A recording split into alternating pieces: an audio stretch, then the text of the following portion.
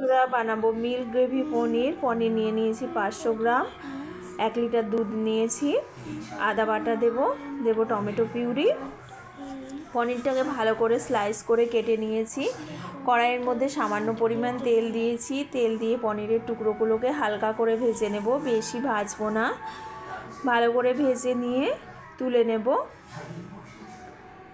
আপনারা বাড়িতে একবার বানিয়ে খেয়ে দেখবেন, রেসিপিটা ভীষণ ভালো লাগে খেতে, বিশেষ করে রুটি পরোটার সাথে। ভেজে তুলে নিয়েছি। মিক্সি জারের মধ্যে দিয়ে দিয়েছি পোস্ত, চারমগজ, কাজু বাদাম, ভালো করে পেস্ট বানিয়ে নেব।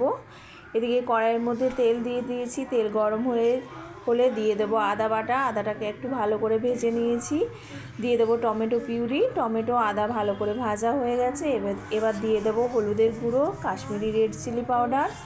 সব কিছু ভালো করে ভেজে নেব। ভালো করে ভাজা হয়ে গেলে দিয়ে দেবো ভেজে রাখা পনির। পনির দিয়ে ভালো করে সব কিছু মিশিয়ে নেব। দিয়ে দেবো পরিমাণ মতো লবণ। সব কিছু আবার ভালো করে মিশিয়ে নেব। সব কিছু ভালো করে মেশানো হয়ে গেছে। দিয়ে দেব দুধ। দুধ দিয়ে ভালো করে ফুটিয়ে নেব।